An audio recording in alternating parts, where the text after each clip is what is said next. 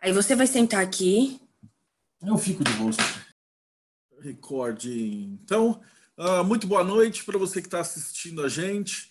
Esse aqui é mais um bate-papo do Mayhem, dessa vez com o Luiz. O Luiz, ele é um dos mais antigos, acho que talvez o mais antigo praticante de magia do caos daqui, um dos mais sérios. Ele é o criador e organizador do projeto Caos, com K. E hoje a gente vai bater um papo sobre magia do caos. Porém, como a gente já estava conversando antes de começar a gravar, que ele me falou, a gente não tem roteiro. Então, assim como a magia do caos, nosso bate-papo vai fluir de acordo com o melhor caminho, né? Então, boa noite, Luiz. Boa noite, Marcelo. Agradeço o convite, seu e da Priscila, por estar aqui. Agradeço a presença de todos que estão aqui nos ouvindo, que vão poder participar através do chat. Não há um roteiro pré-definido. A gente vai fazer uma associação livre de ideias, né? À medida que o papo for rolando, a gente vai seguindo o fluxo e vendo onde é que a gente vai chegar aí. Certamente num bate-papo muito construtivo.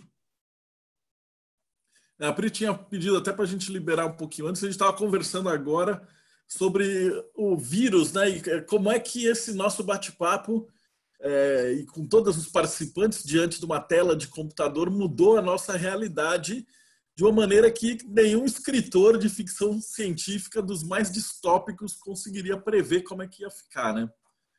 Então, essa adaptabilidade que as pessoas vão ter que ter na marra, né? Que, sim, queiram ou não queiram, vai provavelmente mudar o mundo do jeito que a gente conhecia ele anteriormente.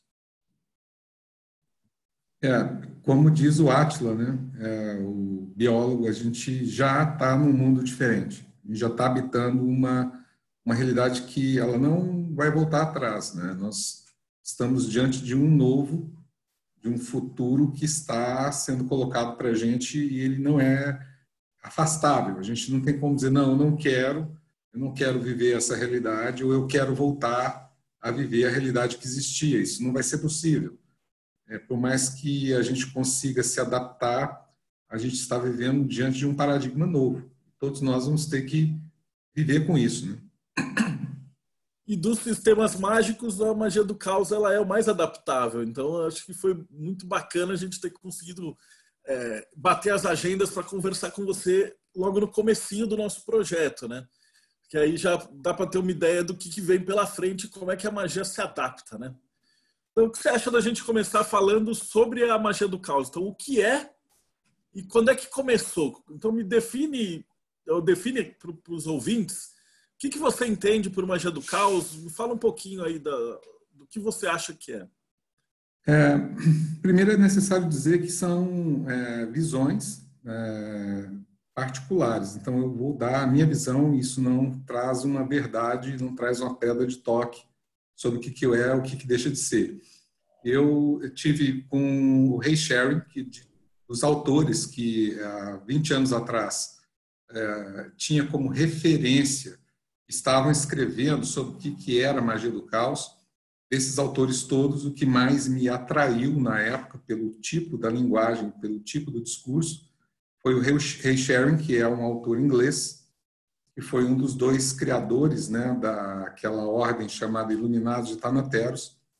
E eu tive com ele, na casa dele por 2 vezes, nas Ilhas Canárias, na Espanha, e perguntei a ele essa mesma pergunta que você está me fazendo, né? Mas por que magia do caos? Por que esse termo, né? Magia do caos? Por que isso?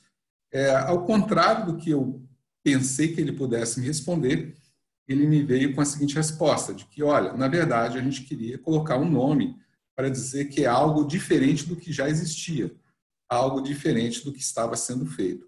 Então, para ele, esse termo magia do caos era só para trazer essa diferença, dessa aproximação de como é que a magia que existia, que era basicamente ritualística, como que houve essa busca de um novo meio de entender e fazer magia.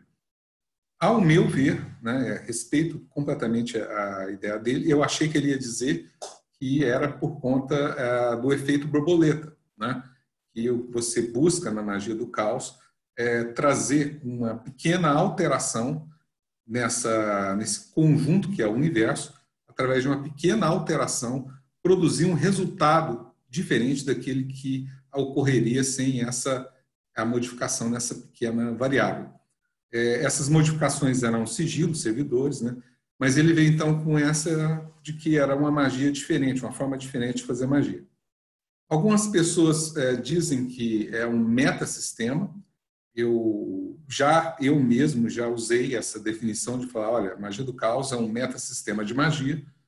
Hoje eu já tenho uma visão diferente, que mostra que é uma visão que ela vai sendo elaborada com o tempo. Hoje, se eu fosse falar sobre o que é um metasistema, eu diria que a Cabala é um metasistema.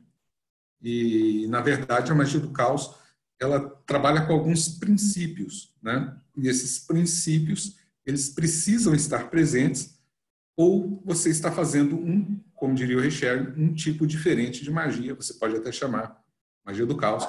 Para mim, existe o princípio da crença instrumental, porque a magia do caos, ela trabalha com programações do inconsciente, ela trabalha com essa formação que nós não conhecemos, uma formação a princípio que você só consegue formar a partir de uma crença. Então, eu só consigo lidar com completa habilidade e liberdade dentro desse sistema se eu conseguir acreditar em qualquer coisa, ainda que por um tempo limitado da experiência mágica. Eu preciso, então, ter essa flexibilidade de acreditar em algo e que essa crença seja o suficiente para poder encapsular com energia uma formação. Uma formação que pode ser um sigilo, pode ser uma formação no servidor, um encantamento qualquer, e, com isso, passar essa programação, através dessa formação, para que o inconsciente, meu inconsciente, em contato com o inconsciente do todo, inconsciente coletivo, inconsciente indivíduo, poder fazer, então, que haja uma manifestação ali na frente que seja observável por mim, que estava com aquele interesse, com aquele desejo, seja observável como algo de realidade. Então, para mim, magia do caos é o uso desse princípio, dessa crença instrumental, uma ação que ela é prática. A magia do caos, ela não pode ser teórica, ela não pode ser simplesmente uma construção abstrata, ela precisa partir para a ação, e o praticante precisa, dentro dessa ação que ele desenvolve, se orientar pelos resultados que ele obtém. Então, eu diria que são esses três princípios: a crença instrumental, uma ação realmente prática e orientação com base nos resultados obtidos. Hoje, o que eu consigo definir como magia do caos é o uso desses três princípios dentro de uma ação que venha a buscar realização de desejos, realização de experiências pessoais, que são aquilo que a pessoa está buscando. Entendi. Nesse esquema seria como se fosse um sistema de programação da realidade. Então, ou seria algo como o código de máquina atrás dos sistemas. Então, se você comparar, por exemplo, a Cabala, Enochiano, os outros sistemas, você acha que o Magia do Caos ele estaria como um sistema desses ou como a linguagem de programação que estaria por trás desses sistemas? Uma linguagem de programação... Sabe, o Luiz ele é programador, né? Ele trabalha com criação de softwares, programas, sites, tudo, né? Então, acredito que a tua visão ela parte um pouquinho desse ponto. Olha, sobre influência, na verdade, a minha visão parte mais da influência da psicanálise, né? É verdade que eu sou desenvolvedor de software, mas essa não é a única área de atuação humana que eu busquei.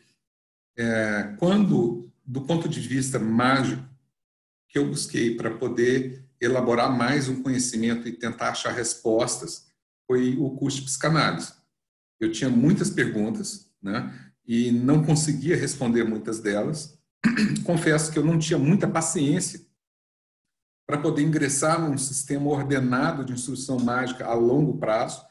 Então, por uma questão até de sincronicidade, isso eu acredito muito, né, que a sincronicidade aponta o caminho. Eu passando por uma rua lá em Juiz de Fora, pensando sobre isso, pensando em como encontrar algumas respostas, me deparei com a escola Brasileira de Psicanálise, no Núcleo de Estudos Psicanalísticos de Juiz de Fora, e, por uma outra sincronicidade, estavam ali naquele dia começando uma nova turma de psicanálise freudiana. Então, eu me inscrevi nessa turma de psicanálise freudiana, estudei lá 3 anos e meio, e ali foi aonde eu tive hoje uma maior influência da minha forma de ver magia. Sou programador, sou analista de sistema, analista de banco de dados, e acredito que, sim, você pode dizer o seguinte, que é uma forma de programação, mas nós estamos muito fincados na consciência. Eu, você, todos nós, a gente usa de paradigmas da nossa consciência para poder entender o mundo. Então, quando a gente fala de programação, a gente fala de sistemas de informação, a gente fala de lógica e a gente fala de uma forma que nós conseguimos compreender de como fazer essas associações. Mas, para mim, magia do caos está muito mais fincada na ideia do inconsciente. E o inconsciente ele se desdobra por regras diferentes da consciência. Então, enquanto na consciência a gente, por exemplo, tem a questão da causalidade, que a gente está buscando causa e efeito, a gente tem a questão da temporalidade, que é entender que vem numa sequência passado, presente, futuro. A gente tem uma moralidade dentro da nossa consciência, a gente tem todo um conjunto de princípios operando dentro dessa nossa consciência. Esses princípios eles não operam dentro da inconsciência. A inconsciência ela tem princípios próprios. Então, ela é atemporal, ela não conhece essa noção de passado distante, passado próximo, presente, futuro próximo, futuro distante. O inconsciente não tem essa limitação, não tem a limitação espacial, né? Nós não estamos no inconsciente separados de nada, nós estamos, na verdade, integrados aí em tudo. E, sobretudo, nós não temos as leis morais que nós usamos dentro da nossa consciência para lidar com outro ser humano, para lidar com a sociedade. Dentro do inconsciente, essa moralidade ela dá uma afrouxada, tanto que os nossos sonhos, muitas vezes, a gente comete atos e tem pensamentos e vontades que nós não deixaríamos correr dentro do nosso dia a dia, dentro da nossa consciência. Então, eu vejo assim, é um programa? Sim, ele é um programa. A magia do caos trabalha com essa ideia de que você está programando algo, no inconsciente. E aí é importante lembrar que no inconsciente nós temos a presença de desejos como metonímias e realidades como metáforas, ou seja, no inconsciente nós não temos uma história contada ipsilíteris. Quando a gente analisa os sonhos, por exemplo, é mais fácil a gente compreender como que isso se dá. O sonho, ele traz uma mensagem cifrada, ele traz uma mensagem que o sonho, em geral, ele como um todo, traz uma metáfora, e os elementos que compõem esse sonho tiveram um deslocamento metonímico em cada um deles. Então, quando a gente compreende que, para a magia do caos, o que nós estamos fazendo são criando significantes, deslocados esses significados e passando esses significantes para o inconsciente, a gente consegue compreender que através dessas malhas de metonímias e metáforas, é que isso lá na frente vai poder trazer um resultado observável. E é interessante também dizer o seguinte, que quando eu programo um sigilo que ele é virtualmente impossível de acontecer, digamos, eu sonho em voar. Então eu faço um sigilo onde, através desse sigilo, eu vou voar. Bom, aqui dentro da consciência, é impossível voar. O que vai acontecer? Eu vou ter um sonho, aonde nesse sonho eu vou estar voando. É uma manifestação observável desse desejo, mas ela foi uma manifestação observável do desejo dentro do sonho, não nessa realidade. Por quê? Nessa realidade seria impossível para mim sair batendo asa e voando.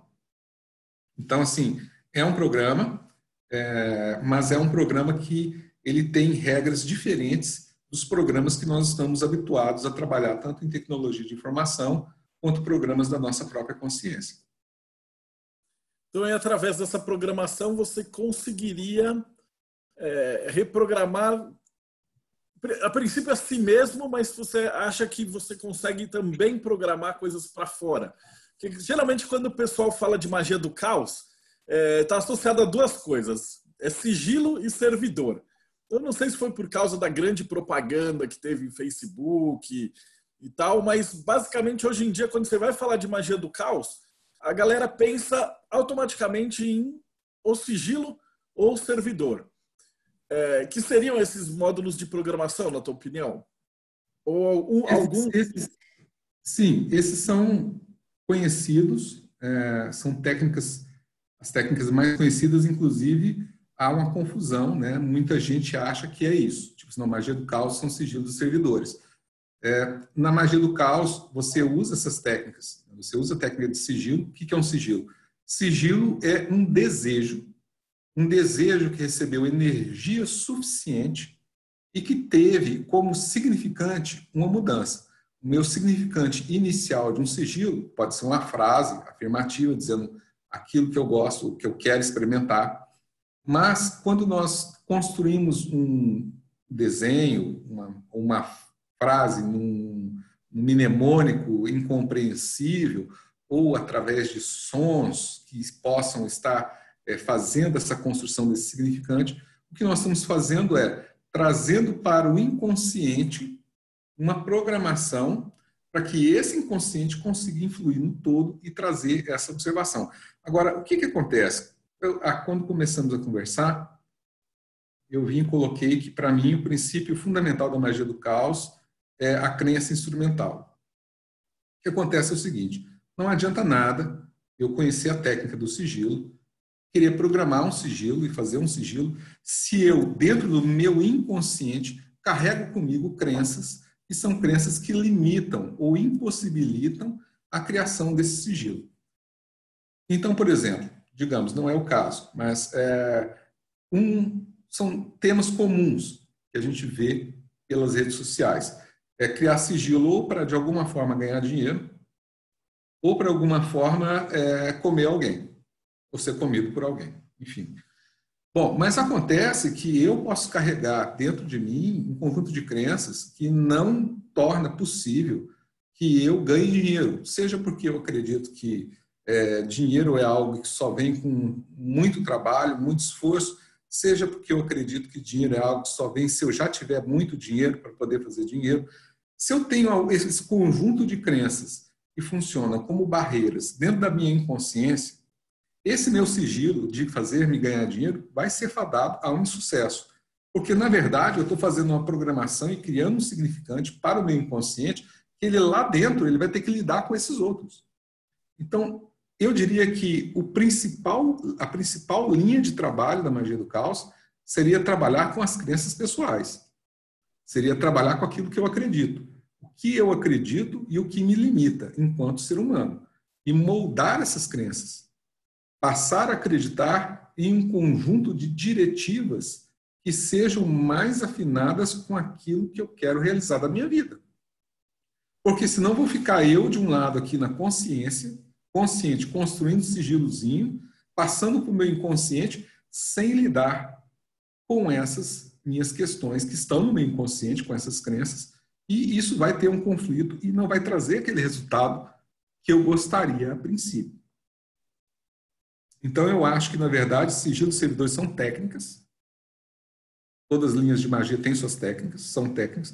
O sigilo é para trabalhar com um desejo pontual, com a realização pontual de algo. Um servidor é para trabalhar com um estado de coisas a ser alcançado. Mas, lá no fundo, tudo isso está ligado a esse conjunto do que eu acredito que é a vida.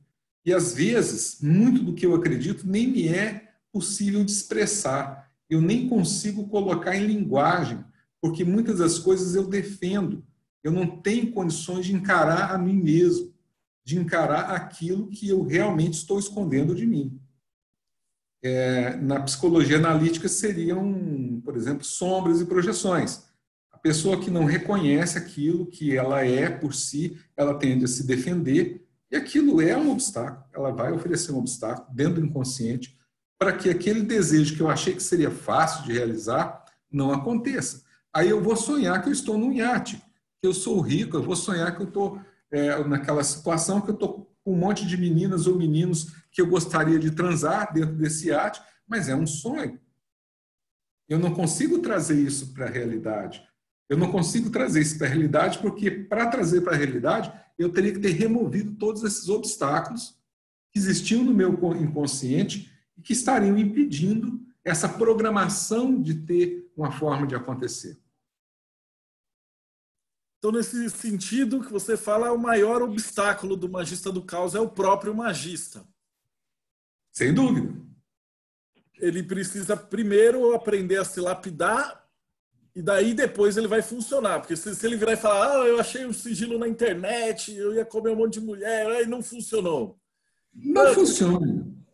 Não vai funcionar, porque é uma magia pronta, uma receita de bolo que, pelo que você falou agora, claramente percebe-se que vai bater de frente com o próprio mago. Isso é interessante mesmo, porque às vezes o pessoal acha que é receita de bolo, quando na verdade a magia é um negócio muito mais profundo, né? Você precisa primeiro aprender a se lapidar e depois começar a fazer. Agora que eu ia pegar esse gancho para te perguntar também, para pedir para você falar do projeto do caos. Porque eu lembro que já está numa edição assim, bastante, muitos anos já fazendo, e ele é um projeto de autolapidação, não é? É um projeto que ele, inclusive, nem é muito público, né? Não é algo assim que nós colocamos como a meta de fazer uma escola ou algo que fosse para crescer e para aparecer. Porque o que acontece? Em que condições que eu consigo me lapidar? Eu não consigo me lapidar sozinho. Eu não consigo me lapidar tolhido dentro de casa. E eu também não consigo me lapidar dentro de um conjunto de relações humanas onde eu não tenha um mínimo de confiabilidade, onde eu não tenha um mínimo de empatia.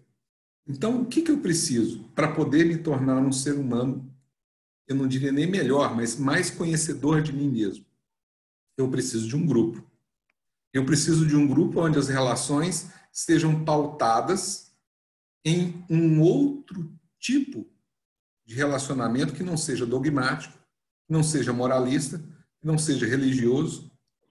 Então, o grupo surgiu, o Projeto Caos surgiu, para que a gente pudesse encontrar pessoas que tivessem afinidade, e essa afinidade ela é uma afinidade de busca, ela não é uma afinidade de conhecimento prévio, não é uma afinidade de cor, nem de sexo, nem de preferências nenhuma, é simplesmente a pessoa conseguir passar por um processo de busca interior, e aí são de 5 a 6 meses, e a pessoa que sai daquele outro lado, que ela passou por esse processo, chegou do outro lado, nós entendemos que essa pessoa ela tem condição de ser uma pessoa que vai trazer resultados numa busca de autoconhecimento.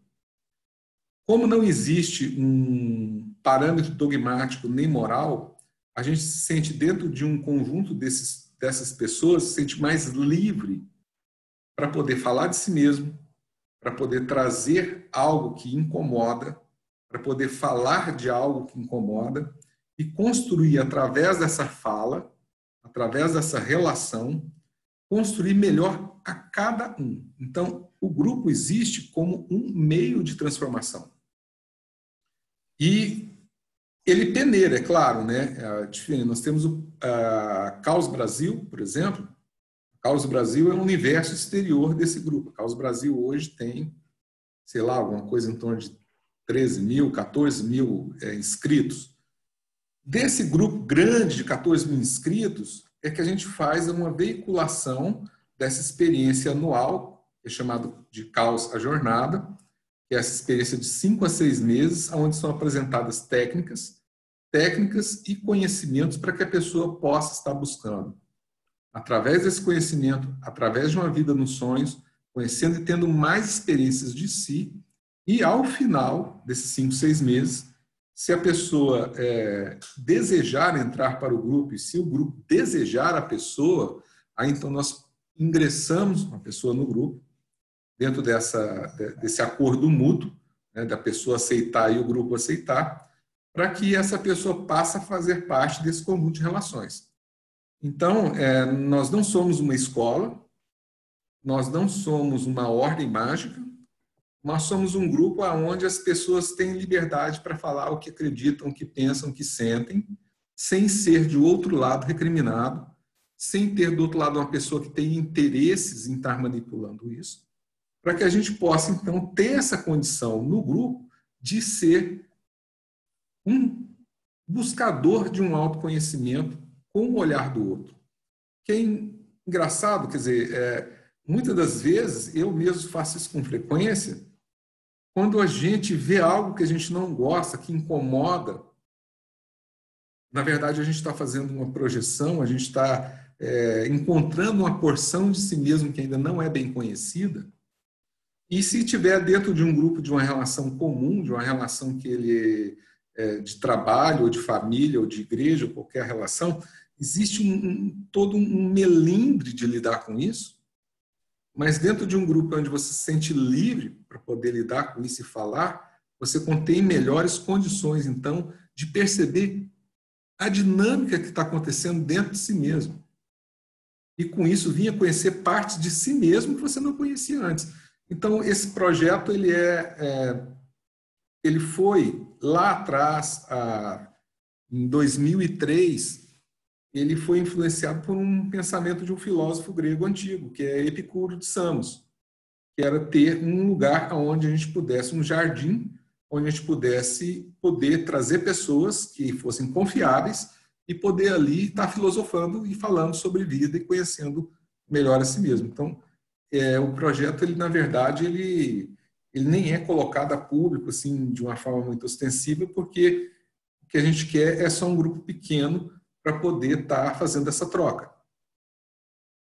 Mesmo porque se fosse um negócio muito aberto, a gente já sabe que conforme chega 1.000 pessoas, 2.000, 3.000, começa a degringolar a coisa, né? Para fazer uma seleção, assim, nos modos que você está falando, é realmente uma coisa para pouca gente. Mas eu achei a ideia fantástica. Na verdade, eu já achava, né? Eu estou falando para o pessoal daqui, mas eu já conheço a ideia do projeto há anos. Eu sou, tipo, fãzaço dessa ideia, que em ordens que a gente ditas mágicas normais, geralmente você tem aquela trava, né? Eu gosto de citar muito a maçonaria, a Demolay, a Amorc, mas elas têm toda uma trava ritualística que você tem que pensar desse jeito. Então isso já te dá uma limitada naquele sentido que a gente estava discutindo, que você tem que descobrir quem você é. E aí você está lá dentro da maçonaria e fala assim, pô, mas eu não concordo com isso. E aí o cara fica com medo de falar e aí ser mal interpretado, ou os caras em volta vão se juntar para ficar contra o cara em alguma ideia. E esse projeto de Epicuro, né, do caos que você criou, eu acho uma coisa assim, tipo um exemplo sensacional. Deixa eu ver, o pessoal que está assistindo, se vocês quiserem fazer pergunta, usa o teclado do lado, ou levanta a mão, a gente tem um botãozinho que mostra uma mão, e a gente libera e vocês fazem uma pergunta do que vocês quiserem. Eu tenho uma aqui do Bruno, que ele fala assim que a imagem do seu sigilo pessoal pode ser usado como um link pessoal até mim. Eu acho que ele está falando do sigilo pessoal, não do sigilo do Magia do Caos, né? Sigilo pessoal é aquele forma geométrica que você faz com o teu nome usando o Lamen Rosa Cruz. Acho que não é exatamente o sigilo do Magia do Caos, é um outro sigilo. Vou dizer a ele assim,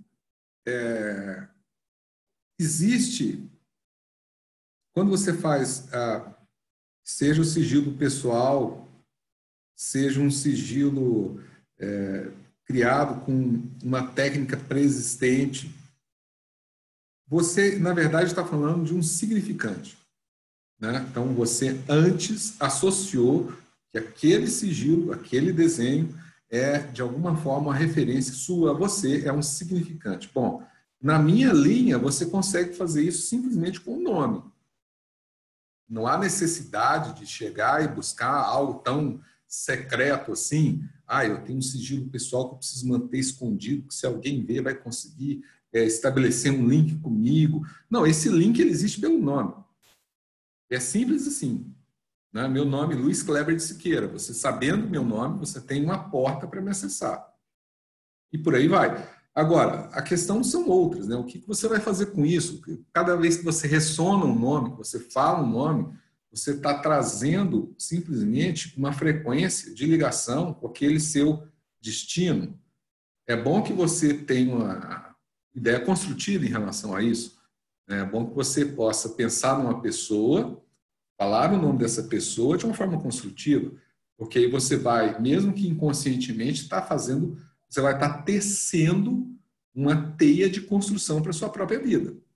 Né? Se você pensa de uma forma destrutiva, você não precisa nem do sigilo escondido, você pode usar o nome da pessoa, mas você vai estar tecendo uma teia destrutiva. Não há muito como, eu já falei muito disso, não há como muito você construir algo complexo, divino, que vai te trazer boas coisas para a sua vida usando de entropia. É uma coisa muito básica, né? A entropia é decaimento, é destruição, e você tem que saber que essa energia ela existe no universo, mas ela existe com esse fim. Você não vai construir uma vida melhor trabalhando com a entropia em relação a outras. Isso é meio básico, né? Pelo menos a minha forma de entender isso. Então, não há necessidade de se ter um sigilo pessoal para acessar alguém. Você sabendo o nome da pessoa, você já está acessando alguém. Né? E a forma ele... Você falou que é meio básico, mas parece, pelo que eu tenho visto na internet, não é básico, não. A maioria do pessoal que eu vejo em lista, em grupo, principalmente Magia do Caos, eles entram e aí eles já vai direto Magia do Caos e Goécia. E aí, tipo, vamos chamar um demônio para fazer as coisas e aí tudo dá errado. E ele fala assim, por que será que deu errado? Você tem que colocar alguma coisa a respeito? Bom, você acabou de comentar no... É lógica, né? É a pergunta, né? A gente tem essas duas forças no universo, que é a força da criação e da complexidade, que é da onde a gente consegue construir coisas boas e construir uma vida melhor. Porque, na verdade, o que nós queremos, né? Eu, vocês, cada um de vocês que está ouvindo, né? Cada um de nós queremos ter uma vida feliz. Queremos ter uma vida de felicidade, queremos ter uma vida melhor, queremos sofrer menos, queremos viver melhor, viver mais. Então, assim, isso é possível de ser construído com magia? Claro que é possível de construir com magia, mas com uma magia que está buscando essa construção, buscando essa complexidade. Nós somos seres extremamente complexos, né? Agora, de outro lado, não tem como eu fazer essa construção se eu estiver trabalhando com energia de entropia. A energia de entropia ela serve para um outro fim, ela serve para destruir, ela serve para colocar um ponto final, para colocar cabo, para terminar, para fazer voltar para o nada aquilo que é necessário voltar para o nada, para o vazio, né? E é interessante o seguinte, que dentro da psicanálise, né, a gente tem a noção de que todo desejo é, no fundo, um furo, uma falta. Todo desejo nasce de um vazio. E quando esse desejo ele ainda é orientado à destruição, olha, velho, eu não conheço ninguém, eu estou há mais de 30 anos nessa praia, e eu não conheço ninguém que tenha conseguido construir uma vida feliz, construtiva, saudável, usando dessas forças como meio de criação. Não conheço. Eu também não conheço, não. Ó, tem uma outra pergunta aqui do Jonathan. Ele falou, oi Luiz, o que você acha da corrente 108 e o uso político da magia do caos? Não acredito que a gente possa desassociar a magia do caos da necessidade do resultado. Vou perguntar primeiro o que é corrente 108. Eu também não faço a menor ideia do que seja. Olha, eu sei superficialmente, né? Superficialmente dizem que é corrente porque são pessoas que estão tentando se ligar em torno de uma busca comum, e essa busca comum seria de fazer um processo de reajuste, digamos assim, de reajuste das ordens políticas, né? Existem servidores, sigilos que estão circulando por aí, alguns até são mais conhecidos, outros nem tanto, alguns aqui no Brasil, outros nos Estados Unidos, onde, assim, só para citar alguns exemplos, né, buscariam, por exemplo, a derrubar o Trump nos Estados Unidos, derrubar o Bolsonaro aqui no Brasil. Eu acho assim, como eu falei antes, magia do caos parte de 3 princípios. Parte do princípio de que eu preciso de resultados e eu preciso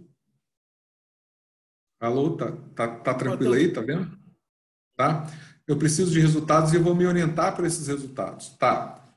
Essa corrente, chamada corrente 108, ela não trouxe resultados efetivos até aqui, né? Então, alguma coisa está sendo feita, mas alguma coisa está sendo feita sem resultados. Bolsonaro continua no poder, Trump continua no poder. Então, assim, por mais que as pessoas queiram se colocar como agente de transformação dessa realidade dessa forma, eu acho que esses resultados não aconteceram, pelo menos não aconteceram ainda. Então, se eu, como magista do caos, tivesse participação em qualquer atividade dessa, eu buscaria rever aquilo que está sendo feito, porque obviamente não está trazendo resultado. Se não está trazendo resultado, alguma coisa está errada nesse contexto aí, né? Eu não participo, mesmo porque eu não acredito que seja a magia do caos, como eu falei, se é uma crença instrumental, se todo o princípio de fundamento é uma crença instrumental, eu não posso partir de uma crença fixa, de uma verdade absoluta, de dizer, por exemplo, de que o certo é o comunismo, o errado é o liberalismo, e começar a trabalhar em cima disso. Eu já estaria limitando muito tudo aquilo que eu conheço, tudo aquilo que eu vi, ao admitir uma crença dessa, né? Então, assim, não vejo até aqui que isso seja uma atividade que possa ser dita assim, isso é magia do caos. Não, isso é um conjunto de pessoas que está tentando, através de algumas técnicas, terem resultados no âmbito político e que até agora não tiveram. De qualquer jeito, se eles forem fazer por essas técnicas, você tem que ver que o outro lado também está fazendo a mesma técnica. Eles podem até não dar esse mesmo nome, mas se você chama lá uma igreja evangélica com 500 caras para rezar pela saúde de não sei da onde, você, de qualquer modo, está fazendo uma magia nisso. Você não chama de magia, mas um rito religioso com um pedido é magia, correto? Sim, são intenções, né? É a crença de muita gente orientada num sentido. Se a gente for pegar, por exemplo, eu estou aqui num estado que tem um conjunto de evangélicos muito expressivo. Estou em Santa Catarina agora. Então, assim, aqui é possível observar que existe uma grande parcela da população que está a favor cegamente e acredita cegamente de que o Bolsonaro está certo, que ele está fazendo o melhor e que ele é o líder e que tal. Tá. Aqui eu estou falando em dezenas de milhares de pessoas, centenas de milhares de pessoas. Como é que vai um grupo de meia dúzia ou um pouco mais, de uma centena de pessoas, querer fazer um contraponto em relação a desejo, em relação à programação, fazer um contraponto efetivo diante dessa força? Eu acho que se a gente fosse trabalhar com política, a gente teria que trabalhar com política de um outro lado, de compreender melhor qual que é a participação de cada cidadão dentro de um processo político. Assumir a responsabilidade pelas escolhas, assumir a responsabilidade pelos fatos que acontecem e ter mais consciência política no dia a dia. Eu não vejo isso acontecer. Eu não vejo isso acontecer. Cada um busca um guru. Então, em vez Não de tirar sardinha, entra em outro e entra noutra roubada. E se tirar o Bolsonaro, vai entrar outro maluco. E aí vai entrar um maluco da esquerda. O pessoal não muda a fórmula, né? Eu tô com uma pergunta aqui da Sandri. Ela falou: Oi, Luiz, você acha que o acesso ao inconsciente com o sigilo pode encaminhar esse desejo ao inconsciente coletivo e de lá atingir outras pessoas? Como é que isso funcionaria? Sim, sim. É bem assim como você descreveu. Quando a gente estuda ou a psicologia analítica ou psicanálise, e a gente tem uma série de diagramas, e aquilo é, na verdade, uma forma didática de tentar colocar um conhecimento para as pessoas. Então, há uma necessidade de dividir para poder explicar. Mas quando a gente sai desse mapa, que são esses ensinamentos, e dentro do território, que é a vida real, não existem essas divisões. Essas divisões, elas não acontecem. Então, inconsciente individual, inconsciente coletivo, essa divisão só existe quando você vai assistir a aula. Quando a coisa passa para o dia a dia, para o real, para a vida, elas estão interligadas, elas estão simbioticamente ligadas. E eu diria até mais, eu diria que quando o Jung fala de inconsciente coletivo, ele vem e traz uma ideia acadêmica dos arquétipos, né? De que ele observou que existem a ocorrência em diversas partes da história da humanidade, de comunidades que não se comunicavam, de ocorrências comuns, e daí ele tira a ideia dos arquétipos. O academicismo retira daí, por exemplo, a possibilidade de que esse inconsciente coletivo traga experiências atuais.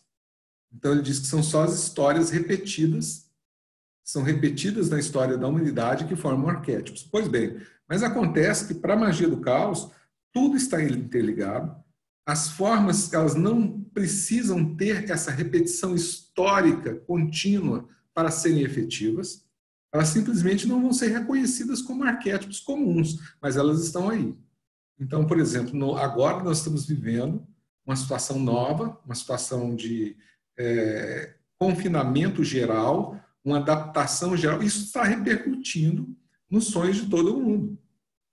Então, assim, quando a gente traz para a vida, essas divisões não existem. Quando a gente traz para a vida, o meu inconsciente faz parte desse inconsciente coletivo, faz parte de um indivíduo e ele age de uma forma livre, sem limitação e sem divisão, diante disso tudo.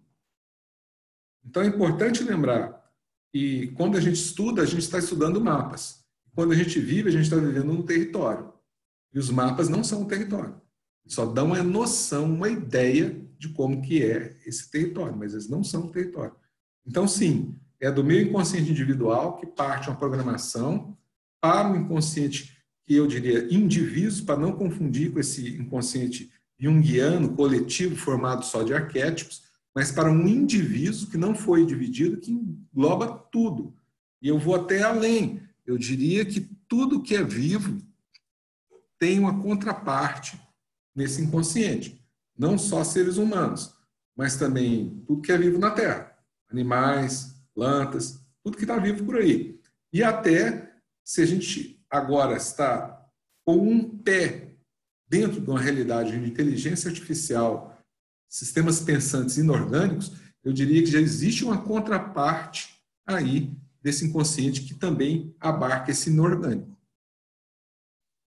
Okay. O Marcelo Camargo pergunta assim, no sistema de magia do caos, para utilizar as ferramentas, sigilos, servidores, entre outros, é necessário compreender os obstáculos do subconsciente e inconsciente primeiro. Ou essas ferramentas podem ser utilizadas como forma de modificar ou retirar esses obstáculos antes deles serem empreendidos e trabalhados? O sigilo é diferente de servidor, né? Apesar, assim, para mim, ao meu ver, né? O sigilo é um desejo pontual. Então, por exemplo, eu tenho a necessidade de fazer uma viagem e de sair daqui e chegar num outro ponto de uma forma segura, de uma forma sem obstáculos. Então, vou construir um sigilo para isso, uma programação no meu inconsciente, para que, diante dessa minha experiência de viajar e chegar do outro lado, isso ocorra sem obstáculos. Já o servidor para mim já é uma forma de você lidar com as suas próprias crenças individuais. Então, por exemplo, eu quero atingir um estado de coisas, eu quero atingir o domínio de uma linguagem de programação chamada MQL5. Então, eu me coloco nesse caminho, eu me coloco no caminho de aprendizado. É óbvio que eu vou encontrar obstáculos nesse aprendizado. A forma com que eu lido com esses obstáculos, o que eu acredito que eu estou experimentando, é que pode ser tratado como um servidor. Então, eu crio um servidor para fazer com que eu chegue ao estado de conhecimento e domínio dessa linguagem, MQL5. E a cada vez que eu encontro uma dificuldade, a cada vez que eu encontro um obstáculo, eu uso o servidor para poder transformar essa minha energia, transformar essa minha crença em algo que era antes limitante, para ser algo que depois é um caminho de passagem. Então, são coisas diferentes. Sigilos são desejos pontuais, programação inconsciente. Servidores, lidar com as suas crenças individuais. É assim que eu vejo essa questão. Não sei se eu respondi o que ela está perguntando, mas se sobrou alguma coisa, por favor, complemente a pergunta. De novo aqui. Deixa eu perguntar aqui do Rafael Bueno. O Luiz está falando de entropia como algo negativo e destrutivo. sobre como o objetivo do magista do caos deve ser voltado para um autoconhecimento e autoaprimoramento. Mas, ao mesmo tempo, o próprio título da prática facilita a associação a esses elementos mais negativos, caóticos. Então, me pergunto se a compreensão da magia do caos segue... Espera um pouquinho só... Espera aí que eu pulei aqui. Ixi, ele não desce. Dá só um segundinho, deixa eu ver como é que eu vejo o resto da pergunta. Eu acho que eu consegui captar a pergunta dele. Ele chama a magia do caos, então as pessoas tendem a pensar que, poxa, caos não é bagunça? Olha só, caos é uma ordem desconhecida. Caos é uma ordem desconhecida. O que nós conhecemos por ordem é algo que está definido, já é conhecido por parâmetros e dizer assim é assado. Se você for estudar o caos enquanto ciência, ele não fala de bagunça, ele não fala de desordem, ele fala de uma ordem que a princípio não é conhecida. Então tem um trabalho do David Bohm que fala ciência, ordem e criatividade, onde ele coloca o seguinte, que o caos é um agente que traz para a manifestação uma ordem implícita que já está na natureza. Então, o que nós temos é um conjunto desconhecido de ordenações, que ainda não foi abarcado pela nossa consciência. Não é uma bagunça generalizada. É um sistema que nós desconhecemos a princípio a ordem, mas que contém em si uma ordem. E quando você vê, por exemplo, na natureza, você vê tem vários sistemas que são ditos caóticos, né? Até o batimento do coração é um sistema caótico. Você tem a bolsa de valores, é um sistema caótico. Você tem todo um conjunto de clima que é caótico, onde uma pequena variação nesse sistema vai trazer um resultado diferente. A ideia de caos é essa. A ideia de caos é um sistema aberto, ou seja, o que é um sistema aberto? É um sistema onde eu desconheço todas as variáveis. Um sistema fechado é um sistema onde eu conheço todas as variáveis desse sistema. Um sistema aberto eu desconheço quais são todas as variáveis. E uma pequena variação em uma variável dessa consegue trazer um resultado diferente daquele que era inicialmente o ordenado. Dá um exemplo para você. Camarada comeu uma sopa de morcego lá na China e estamos nós aqui todo mundo dentro de casa, velho. Então, assim, essa variável ela era conhecida a princípio? Não, ela era desconhecida. Mas a partir do momento que houve essa mudança, né, eu estou falando aqui que foi uma sopa de morcego, mas pode ter sido outra coisa, pode ter sido o camarada que foi lá tentar comprar o morcego lá na feira e, de repente, pegou um morcego infectado, passou a mão no nariz e ali contraiu o vírus, e esse vírus passou para ser essa pandemia que nós conhecemos. Foi uma pequena variação numa variávelzinha de um sistema aberto. Então, um sistema caótico é um sistema aberto, sujeito a um conjunto de variáveis que nós não conhecemos por completo, cuja variação em uma delas consegue trazer um resultado diferente. Aí você vai dizer, mas isso é bagunça? Isso é desordem? Não, isso era uma ordem que ela não era completamente conhecida. Ele comenta se tiver tudo ok, se for fazer mais uma outra pergunta. A do Jonathan, ele colocou que nos Estados Unidos a egrégora de magistas em torno da extrema-direita é absolutamente maior. No Brasil, os caoístas tendem a ser mais progressistas, mais à esquerda. Só que a questão é, a possibilidade de enfraquecer a egrégora, mesmo estando absolutamente em desvantagem? Amigo, A luta de Davi contra Golias, acha possível virar o jogo? tudo é possível, mas nós temos que trabalhar com as ideias de probabilidade, né? Quando eu falo que é possível, não quer dizer que é provável. É possível fazer uma mudança num sistema, mas é provável que isso aconteça? Então você tem que se perguntar, é provável que essas centenas ou poucos milhares de pessoas vão conseguir trazer uma modificação significativa no conjunto de crenças de milhões de pessoas que estão engessadas, crenças que foram formadas por religiões fundamentalistas, religiões que dizem já a princípio tudo que é certo, tudo que é errado. Quando você pega esse conjunto todo de gente acreditando, olha, é muito complicado você querer acreditar que é provável. É possível, mas eu não creio que seja provável. A gente pode extrapolar isso, saindo dessa ideia de direita e esquerda aqui no Brasil, para poder entender o que acontece no mundo como um todo. Nós temos 3 grandes religiões monoteístas, né? Nós temos o judaísmo, o cristianismo e o islamismo, as 3 fincadas ali no mesmo lugar, lá em Jerusalém, ali como centro das suas emanações, e nós vemos que essas religiões estão em luta, estão num processo de deflagrar conflitos há milênios. Isso não se resolve. Isso não se resolve porque não existe uma flexibilidade nesse conjunto de crenças para admitir o outro, para admitir essa diferença.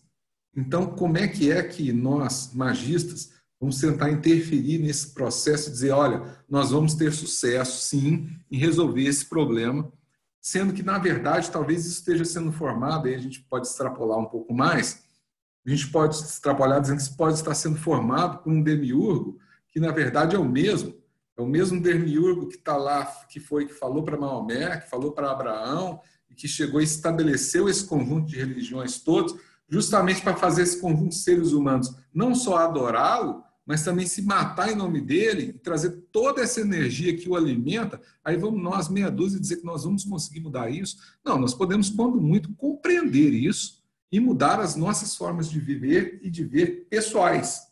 Mas fazer a mudança sistêmica, eu acho complicadíssimo, eu acho pouco provável.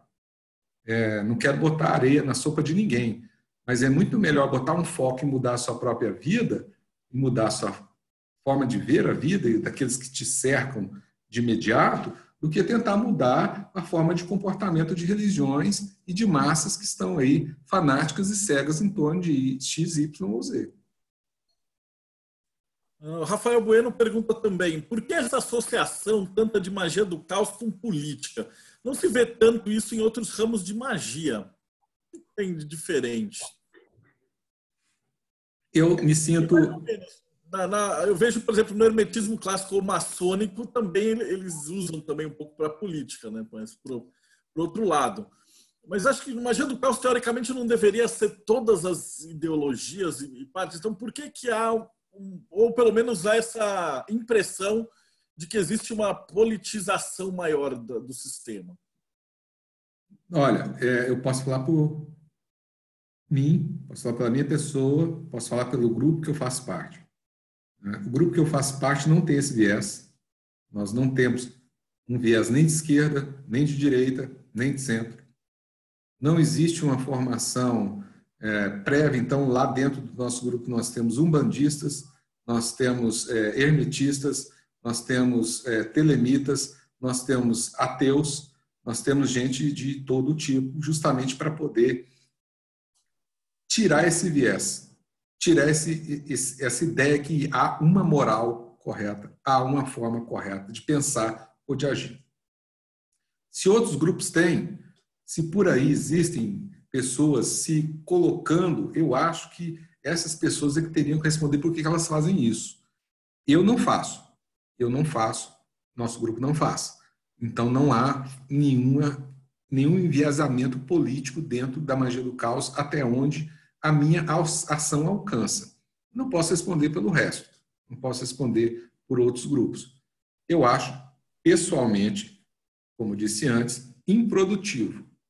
Eu acho que é improdutivo eu tentar transformar o mundo sem que eu busque primeiro transformar a mim mesmo.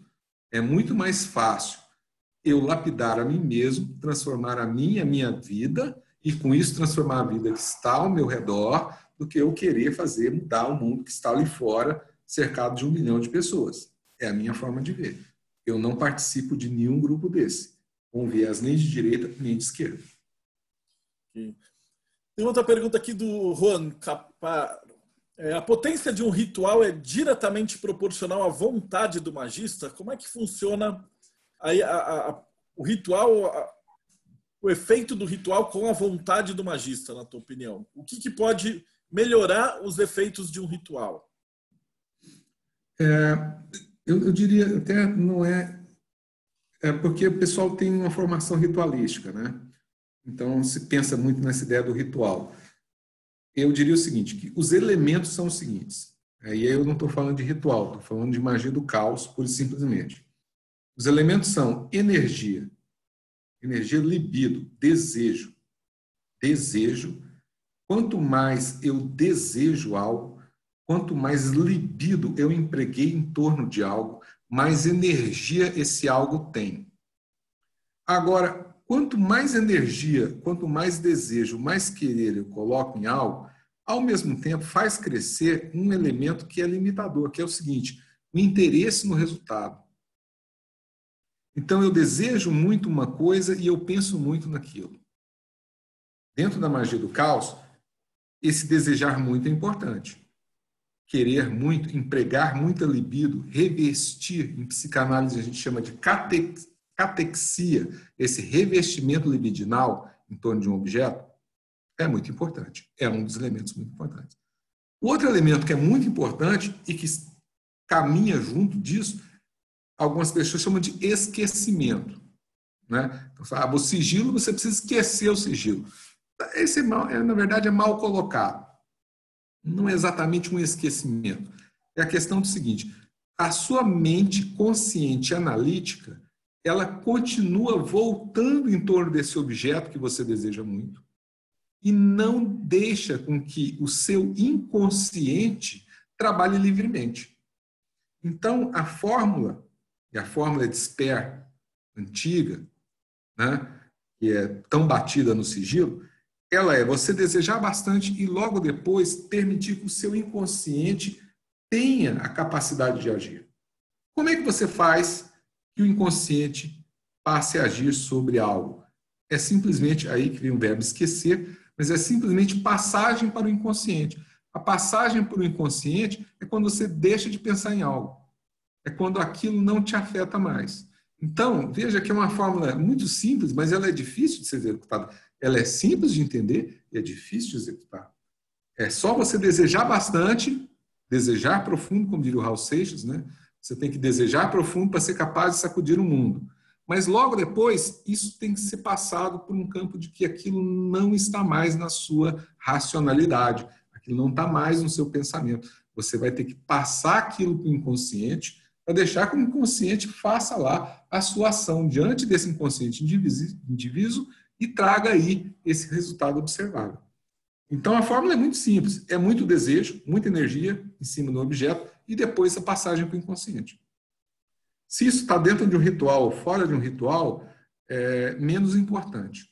Né? Algumas pessoas que vêm de uma formação ritualística, elas têm necessidade de fazer essa divisão do que é o tempo e espaço sagrado. Então, ela precisa dessa ideia de falar, vou construir um ritual, eu vou construir um tempo e um espaço sagrado para que eu possa fazer uma operação mágica. Ótimo, funciona. De outro lado, a pessoa consegue fazer isso sem o ritual. Basta com que ela faça acontecer esses dois elementos. Basta com que ela faça um revestimento libidinal, traga energia suficiente para aquele objeto e passe o objeto inconsciente. O sigilo nada mais é, e a pessoa confunde um sigilo com um desenho ou com a frase, mas o sigilo é segredo, gente. Segredo de quem? Segredo de si mesmo. Segredar de si mesmo, segredar da sua própria consciência. É trazer para o segredo do seu pensamento, você está escondendo de si mesmo tudo aquilo que você desejou firmemente. Com ritual ou sem ritual. Vamos ver se tem aqui mais uma pergunta. Ele está falando assim, eu não entendo nada de magia do caos, então ele pede para explicar assim, o que é exatamente isso que você chama de sigilo, quais são as etapas? Desculpa, ele falou, como você está falando já, como se o pessoal entendesse, mas ele falou que é o primeiro contato que ele está tendo com magia do caos, então você poderia explicar o que é um sigilo? Quando a pessoa, a primeira vez que ela vê a técnica da sigilização, é dito o seguinte, que você primeiro precisa construir uma frase afirmativa E essa frase, em português, ela é a manifestação do seu desejo. Por exemplo, eu ganho na Mega Sena. Ganhei na Mega Sena. Ou acertei as 6 dezenas da Mega Sena. Essa é a sentença em português. Essa sentença em português, ela é algo que a pessoa vem pensando nela. Não sai da cabeça dela. E ela consegue, então, expressar esse desejo dessa forma. Então, a primeira parte da construção do sigilo é construir essa sentença do desejo. Construir uma sentença afirmativa dizendo aquele desejo como manifesto. Veja bem que uma coisa é dizer assim, eu desejo ganhar na Mega Sena. E outra coisa é dizer, eu ganhei na Mega Sena. São 2 frases, pode parecer a mesma coisa, mas não é. Numa está manifesto o desejo, na outra está manifesta a ação. Então, a primeira charada que a pessoa que vai construir um sigilo precisa decifrar é a construção dessa frase. A construção de uma frase em português afirmativa que coloque o desejo como manifestado, como realizado. Beleza. Mas você lembra que eu falei que nós precisamos passar isso para o inconsciente? Então, ao invés de usar essa frase, o que a pessoa faz? Ela vai lá e, através de um processo que pode ser retirar as letras repetidas dessa frase, ela vai e desconstrói essa frase, porque essa frase, na verdade, era um significante usando os signos linguísticos da língua portuguesa. Ela desconstrói isso e chega lá numa palavrinha, sei lá, manjevunt. Essa palavra vinda dessas letras retiradas sem repetição, em tese, para essa pessoa, tem o mesmo valor ou o mesmo significado original do seu desejo. Aí a pessoa vai pegar essa palavrinha ou essa frase e vai repetir essa frase, vai repetir, isso em voz alta ou em pensamento, até que essa frase perca o significado original, até que ela deixe de fazer sentido, até que ela deixe de ter qualquer construção de significado. Quando isso acontece, então a pessoa entende que ele passou essa programação para o seu inconsciente. Então ela pegou uma frase, construiu através dessa frase um novo significante que não fazia o menor sentido, repete esse significante, tentando colocar ele dentro do seu inconsciente, e depois que ele consegue, aí ele larga isso tudo. É dito até que uma das formas de terminar esse processo é através de gargalhada. A pessoa cai na gargalhada compulsiva e depois vai fazer uma outra coisa. Então, aí nós temos os 3 elementos do processo do sigilo. É um desejo inicial colocado num signo linguístico que é compreensível, a cifragem, a transformação desse signo linguístico compreensível em algo que é incompreensível, mas ainda remete ao significado original. Um uso de técnica, que eu falei aqui da repetição, mas tem várias técnicas, para você passar essa programação para o seu inconsciente e logo depois que isso acontece, o esquecimento, ou seja, deixa de pensar naquilo, deixa de ligar com aquilo e vai lidar com outra coisa, vai lidar com outra coisa da vida. Então, são essas 3 fases para a construção do que seria um sigilo. Identificação linguística do desejo, cifragem do desejo para passagem para o inconsciente, esquecimento. Isso aí você vai encontrar em diversas formas. Toda vez que você for olhar sigilo, você vai encontrar essas 3 fases colocadas de uma outra forma. Pode ser que não seja a criação de uma frasezinha, pode ser que seja um desenho. Tem gente que faz com som, constrói um som que remete àquele significado original, mas não é mais aquela frase original. E faz a repetição desse som. Tem gente que usa métodos para poder entrar nesse esquecimento. Tem gente que é o mais comum, né? De energização, não é nem essa repetição, a pessoa fala que ela deve se masturbar diante dessa frase ou desse novo símbolo, desse sigilo, tendo um desejo crescente, erótico, sexual, que culmina com o orgasmo e vem logo depois do orgasmo um esquecimento. Então, seria o orgasmo, a fase de passagem para o inconsciente. Vocês vão encontrar de diversas fórmulas diferentes, mas elas sempre vão respeitar esse roteirozinho, né? De primeiro entender o que é que você deseja, o que você quer, passar esse desejo do que você quer de uma forma cifrada para o seu inconsciente e depois esquecer isso tudo. Essa é que é a fórmula do sigilo. Ok. Do Lucas, ele falando assim, eu vejo muito falar na internet sobre servidores públicos. Então, qual é a diferença entre um servidor normal e um servidor público? E quais são os prós e os contras? Ele deu de exemplo que ele ouviu falar o famoso 40 servidores. Olha, eu acho que o servidor... Em primeiro lugar, o que seria um servidor para quem nunca ouviu falar de servidor? Para que serve, o que seria? E aí entra nesse detalhe. O servidor é um programa que se alimenta de uma crença inicial e busca como resultado um estado de coisas, atingir um estado de coisas. Então, por exemplo, o servidor brasileiro aqui, bastante conhecido, é o Abralas. Tem esses 40 servidores do Tom Kelly lá e tal, mas vamos pegar um servidor que foi criado aqui pelos brazucas, né, o Abralas. O Abralas, o que é o Abralas? O Abralas é um servidor que se propõe a abrir portas metafóricas, né? Abrir portas metafóricas para que você possa ter acesso a alguma coisa ou a algum lugar.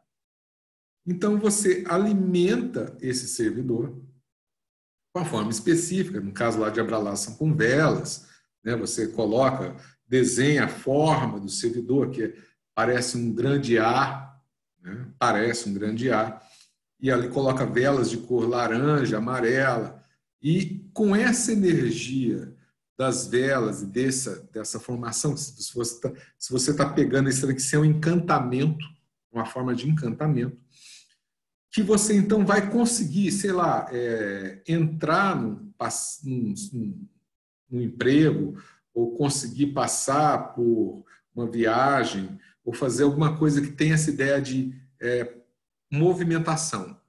Essa ideia de que você abriu uma porta e você vai conseguir, então, caminhar naquele sentido que você queria e chegar lá onde você queria. Então, o servidor é como se fosse colocado assim, né, um encantamento. Quando você olha os meandros, né, e você vê ali por trás o fundamento, você vê o seguinte, que a princípio você acreditava que você não ia conseguir, ou que você ia conseguir com muita dificuldade de chegar a essa passagem. E ao fazer esse encantamento, ao doar ao Abralas as velas e a forma de falar e de pedir, você está dando uma energia para conseguir um resultado. O que acontece ali, na verdade, é que você está trabalhando a sua crença individual. Porque antes você acreditava que você ia ter uma puta de uma dificuldade. Mas depois que você realiza aquele ritual que você usou o servidor, você acha que você aí está com a bola e você está com a chave e você vai conseguir abrir aquela porta e você vai conseguir passar e chegar naquele lugar que tu queria. Então, quando você vê o fundamento, você vê que o fundamento foi o quê? Trabalhar essa sua crença individual.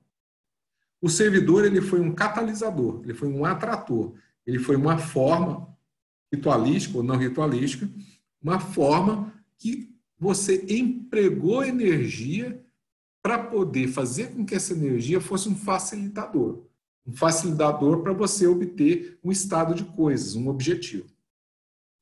Então, o servidor, ele é esse, digamos, um programa, como o Marcelo falou a princípio do programa, é um programa, como se fosse um programa de computador que utiliza de alguns elementos que você coloca ali, seja vela, seja crenças, seja o que você tiver para colocar naquela programação para chegar ao resultado desejado. Pois bem, a diferença entre um servidor individual e um servidor público é que o servidor público ele já tem tudo isso construído. Ele já tem, por exemplo, se você for usar o Abralas, você já tem lá a figura do Abralas prontinha. você já sabe que você vai ter que usar uma vela laranja ou amarela, você não pode usar uma vela verde, uma vela preta. Ele tem essas características que você vai usar e ele tem uma ação específica. A ação específica do Abralas é abrir caminho. Os 40 servidores do Tom Kelly, cada um tem lá uma ação específica que vai te dar um resultado específico. Mas você consegue fazer isso através de um uso particular.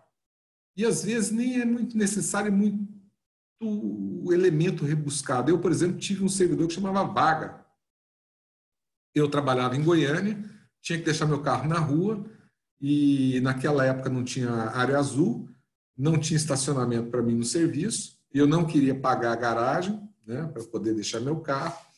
Então, quando eu chegava ali a mais ou menos 3 quadras do meu serviço, eu já chamava esse servidor, que estava instalado no topo do meu carro, e a chamada era só vaga, eu chamava vaga e deixava, e instintivamente eu ia buscando, sem um princípio racional, eu ia buscando um caminho e chegava na vaga.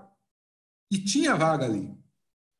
Então, o que eu estava fazendo? Eu estava buscando, através dessa palavra vaga e do mecanismo mental que eu construí em cima do meu carro, através de visualizações sucessivas, de encontrar, através da minha intuição, uma vaga para parar o carro. Esse era um servidor pessoal, né? Então, você pode trazer servidores pessoais para poder realizar esses objetivos do dia a dia.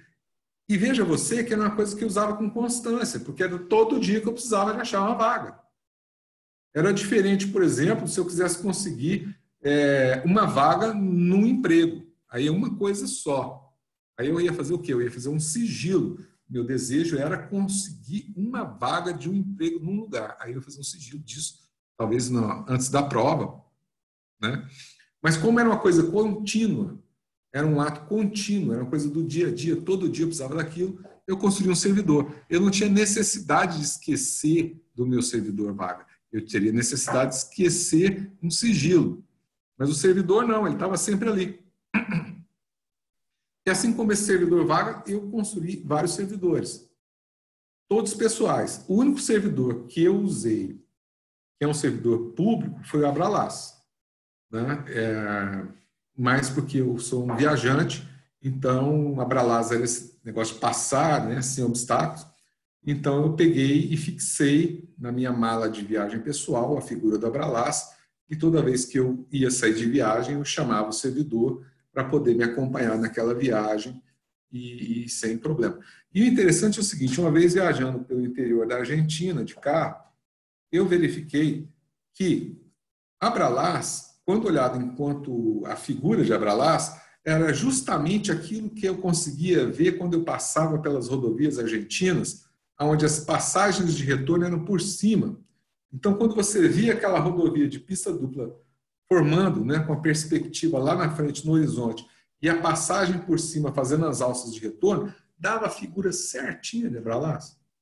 E aí eu comecei a matutar, mas então, olha só que coisa interessante, quer dizer, por esse meio de desenho arquitetônico dessa rodovia, há uma passagem de fluxo contínuo onde até o retorno se dá sem que haja obstáculo de nenhuma parte. Então, eu acredito que o Rodrigo Vignoli, que foi que criou o Abralas, ele nem tenha visto essa forma antes, ele nem tenha ido lá no interior da Argentina, tenha visto isso, ele simplesmente captou, através de um processo mental dele, ele captou uma forma que realmente representava um fluxo de movimentação sem obstáculo e colocou isso nesse servidor público. Então, os servidores são para atingir estados de coisas, servidores são para ser reutilizados sempre que necessários, e eles usam uma forma de alimentação que você dá a ele e te dá aquele resultado objetivo que você estava buscando. Basicamente é isso. Você falou do Abralas, o meu favorito é o Fotamecos, que é o do tempo, que para conseguir dar aula no tempo certo, acho que foi o que eu mais usei na vida, ele é fantástico também. Tem um aqui, ó, o Rafael pergunta se o Grant Morrison ele fez uma parada assim para vender quadrinhos, né? Se você sabe do que... Não. Foi no Invisibles? Ele tinha feito um meta-sigilo, alguma coisa nesse sentido. Que ele se conectou no personagem. Eu sei que todos eles, o Morrison, todos eles tiveram uma pegada aí de estar trabalhando com magia dentro do seu trabalho, do seu dia a dia, né? O imaginário é a principal fonte de recepção de energia, né? Como eu disse para vocês antes, a formulazinha é bastante energia e esquecimento. Isso lida muito com o imaginário, né?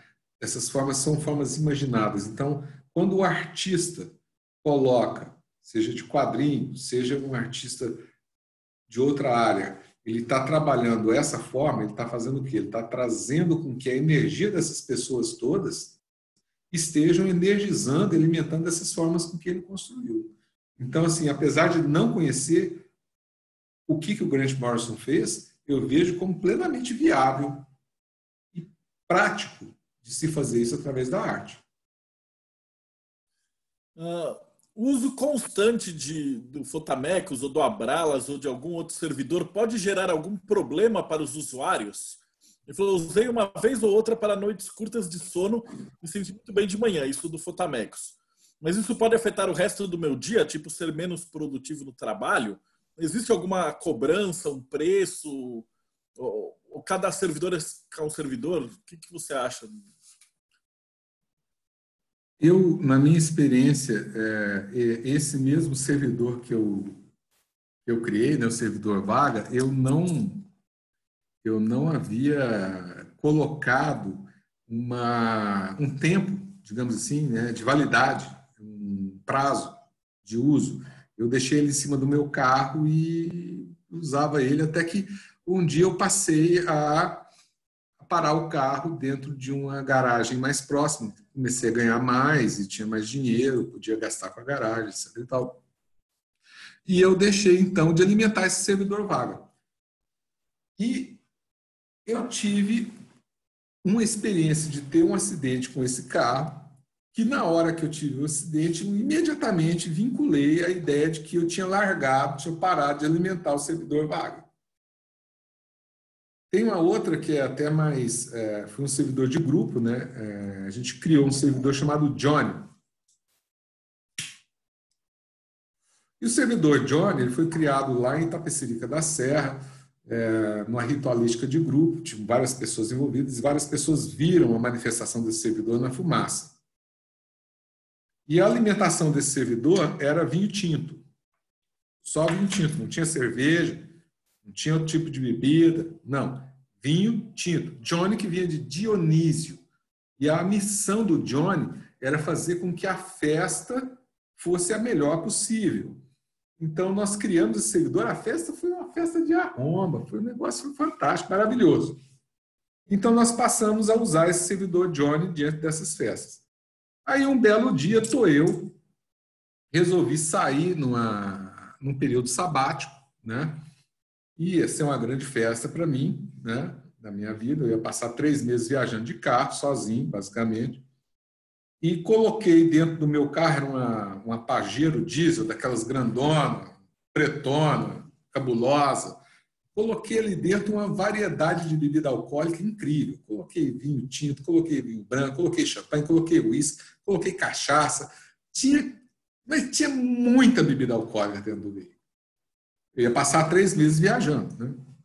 E aí, eu já tinha rodado aí mais de 1.500 quilômetros em direção ao meu primeiro destino, que era Goiânia, e eu não tinha alimentado o Johnny. Eu não tinha dado nenhum traguinho para Johnny me acompanhar nessa viagem. O que aconteceu? Estou vindo eu a 140 por hora, estrada de asfalto, retão, ali perto de Cristalina de Goiás, antes de chegar em Cristalina, retão terrível, assim, você não só vê soja dos dois lados. E eu não percebi que havia um quebra-mola no meio da pista. E eu passei em cima desse quebra-mola a 140 por hora. Essas bebidas foram todas no teto do carro e voltaram abaixo. E quebrou um monte de coisa. Eu parei o carro, fui lá ver assim, falei, porra, fudeu, né? Quebrou tudo, né? Fudeu. Aí eu fui ver, velho. Quebraram apenas as garrafas de vinho tinto. não quebrou uma garrafa de cachaça, não quebrou uma garrafa de vinho branco, não quebrou uma garrafa de uísque, mas as garrafas de vinho tinto quebraram todas. E eu fui, ainda faltava quase 300 quilômetros para chegar em Goiânia, e eu fui dirigindo esse carro exalando vinho. E eu cheguei em Goiânia bêbado do vapor do vinho que tinha quebrado. Então você vai me perguntar, pode dar ruim? Pode dar ruim. Se você não coloca ali na sua construção do servidor uma cláusula dizendo como é que você desliga aquilo, e eu não coloquei em nenhuma dessas duas oportunidades, nem no servidor Vaga, nem no servidor Johnny, você pode vir a ter uma experiência depois, desagradável, aonde você vai remeter e falar assim, porra, velho, isso aqui foi aquela magia que eu fiz lá e deixei essa ponta solta. Então, se você for criar um servidor pessoal, é importante você incluir nessa criação esse elemento aí desse desliga, né? De você dizer, olha, agora você está liberado, a sua energia pode voltar para onde? Para mim, para a Terra, para onde foi que você tirou essa energia e ficar livre para poder trabalhar em outras construções da vida. Porque se você deixa essa energia fechada naquele circuito e ela não tem como ser desligada, ela não tem como dar uma saída, pode acontecer do teu inconsciente fazer com que alguma coisa, alguma merda aconteça ali e você vai ter uma experiência de lembrar disso. Eu gosto de falar do Fotamecos, que ele dilata o tempo e comprime o tempo. Então, ele tem esses dois usos, né? Então, quando você precisa, às vezes, passar muita informação em pouco tempo, ou você precisa fazer um trabalho muito grande em pouco tempo, ele serve. E aí você compensa isso quando você tem uma viagem muito chata, às vezes de 4, 5 horas, e você quer que ela passe rápido.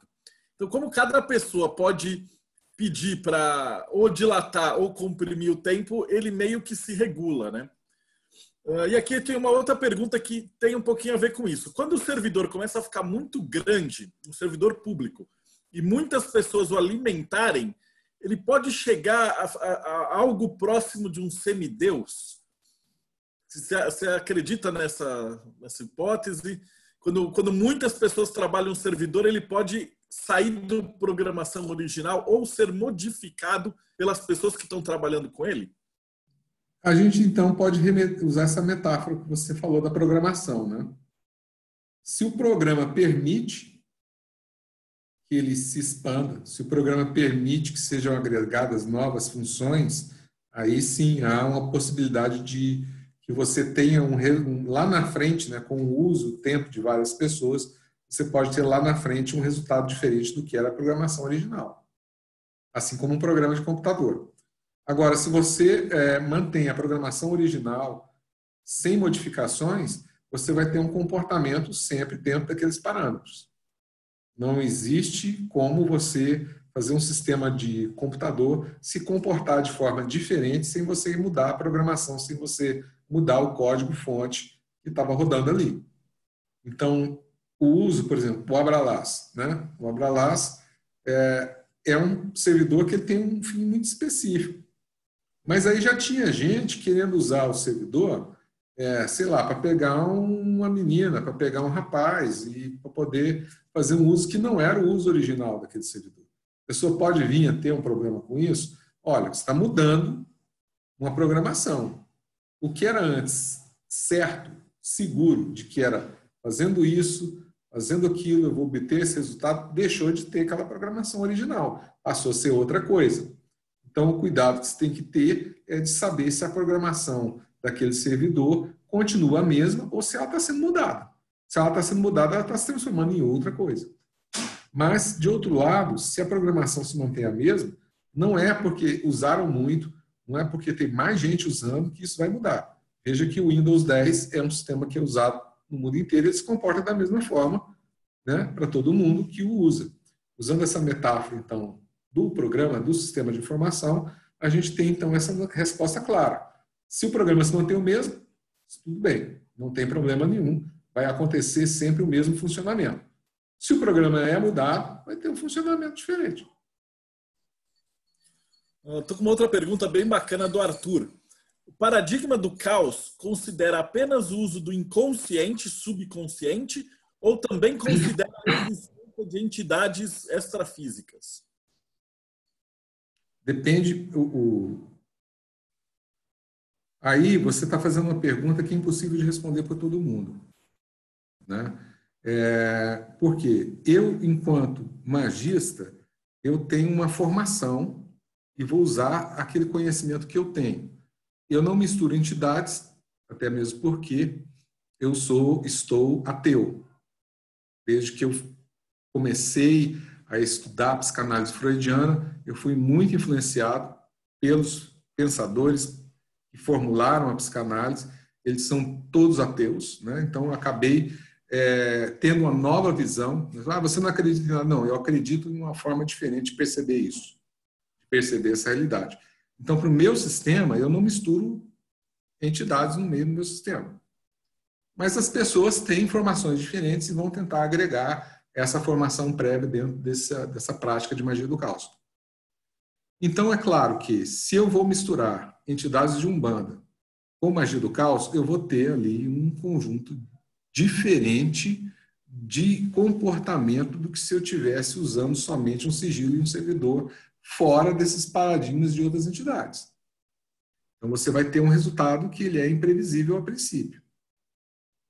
Inclusive, né, assim, quem é mesmo umbandista não gosta, não curte essa ideia de magia do caos misturado com a Umbanda, porque sai muito daquele conjunto de princípios através do qual a Umbanda trabalha. Sai muito daquele conjunto de história que se baseia a Umbanda. Então, até hoje eu não conheci gente, sim, pode ser até que exista, que tenha, mas eu não conheci gente que pratica Umbanda no dia a dia e pratica magia do caos e acha que está tudo bem misturar essas duas coisas. Eu não conheci ainda. Tá? Então, para te responder, na minha forma de trabalhar e de ver, sim, o inconsciente, e essa palavra subconsciente, ela é uma palavra que ela foi massivamente utilizada por aí, mas tecnicamente na psicanálise a gente não usa essa palavra. Tecnicamente é só inconsciente. Inconsciente, consciente e pré-consciente. Não tem subconsciente. Né? É inconsciente. É aquilo que está fora da consciência. Então, é possível pessoas misturarem entidades com magia? É possível. Não vai fazer o que quer. Né? Que resultado que vai ter? Aí você vai ter que perguntar para essa pessoa. Que resultado que ela está tendo? Isso aí. A magia do caos é uma coisa muito experimental, né? Tem aqui o do Daniel Braga, ele pergunta, então o servidor ele não funciona da mesma maneira dentro de egrégoras diferentes? Se você tiver uma receita pronta e grupos de hermetistas, de magistas diferentes, eles podem trabalhar e modificar isso? Ele funciona... Não, se você modifica algo, você já não tem mais o original, né? Então, assim, se eu tenho o Abralas, que é um negócio muito específico, e resolvo mudar isso, já não é mais original. Não é mais original. Passa a ter um outro comportamento. Lá atrás, quando eu comecei a trabalhar com magia do caos, eu criei um servidor que era o tapete mágico. Né? O tapete mágico, a função dele era me fazer viajar. Conseguir para mim condições de viajar. Naquela época eu não tinha o poder aquisitivo que eu tenho, então eu precisava de recursos, de conseguir passagens a preço bom, de conseguir trocar milhas. E aí eu criei esse servidor naquela época, né? Esse servidor, com o tempo, eu fui modificando esse servidor. Mas à medida que eu fui modificando esse servidor, ele já não era mais o original. Ele continuou tendo um objetivo de me fazer viajar, de me levar a fazer as viagens de avião, por isso que era tapete mágico, eram viagens de avião, mas ele já não era mais o servidor que estava buscando. A princípio, ele buscava oportunidades, passagens de bom preço, trocas de milha por passagem de bom preço, para depois ser a ideia de conseguir sair do ponto A e ir até o ponto B com o menor tempo possível, de não perder uma conexão, de conseguir fazer com que conseguisse um voo direto naquele dia, sem conexão. Então, ele passou a ter comportamentos diferentes, continuou trazendo resultado, mas não era mais original. Então, se a pessoa pega um servidor público e muda, porque a minha egrégora ela usa de outros elementos, mas então eu não estou tendo mais aquele original. Eu mudei o servidor, eu tenho um outro programa, ele vai se comportar de uma forma diferente. Deixa eu só definir para o pessoal, está perguntando o que é uma egrégora, o Daniel. Explica você, na tua opinião, o que é uma egrégora? A egrégora, ao meu ver, já é como se fosse um conjunto de regras não ditas de como as coisas são e como elas funcionam e que tipo de energias trafegam ali. Então, algumas egrégoras, a egrégora, um campo muito simples para falar de egrégora são as religiões.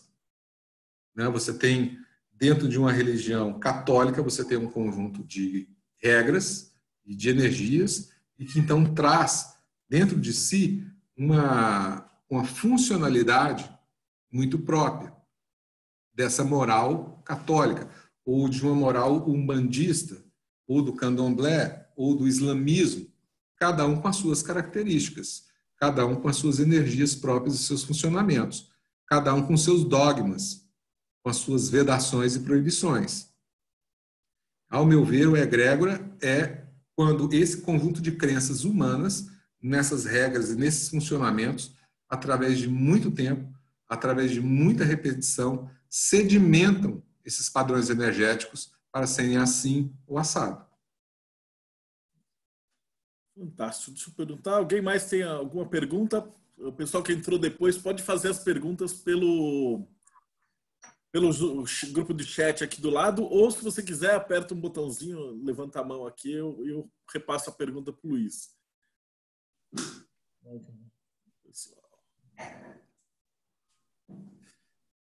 Ainda ninguém mandou nenhuma pergunta. E aí, o que você achou do bate-papo? Esse esquema que a gente fez é bem legal, porque ele fica, assim, de uma maneira não muito rígida e permite falar de um monte de coisa diferente. Lembra uma sessão psicanalítica, né? É uma associação livre. A gente vai falando e vai pulando e vai costurando as coisas e construindo um discurso sem muito roteiro inicial, né? É muito legal, eu gosto muito. Apareceu mais umas perguntas aqui.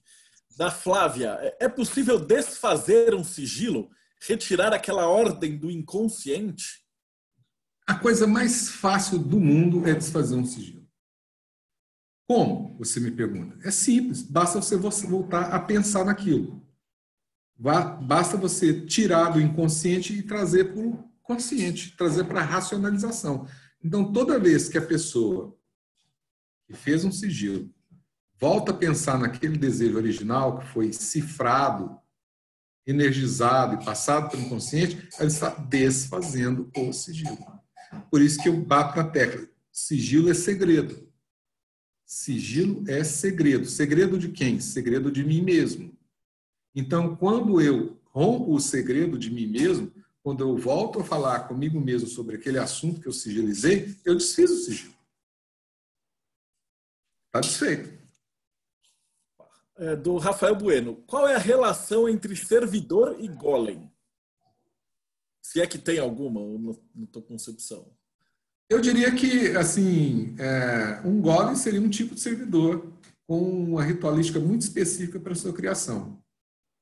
Dentro de uma religião específica, com todo um conjunto específico de regras de como você vai fazer aquele servidor, mas seria um tipo de servidor. Essa pergunta é massa, do Daniel Braga. Ele fala assim, como uma pessoa começa a experimentar com magia do caos de uma forma mais segura? Tipo, eu achei super legal o que você falou, eu quero começar a fazer, como é que eu começo de uma maneira segura? Por onde eu começo? O que eu leio? O que eu faço? Olha, tem o que eu achei assim na minha vida, né? Eu falei, porra, isso aqui para mim é sucinto, né? Resumido o suficiente para poder ser compreendido de uma forma fácil e contém todos esses elementos dessa magia do caos. Então eu acho que isso aqui é fera eu indico, foi o livro que nós traduzimos, o livro do Ray Sherring, chamado The Book of Results, o livro dos resultados.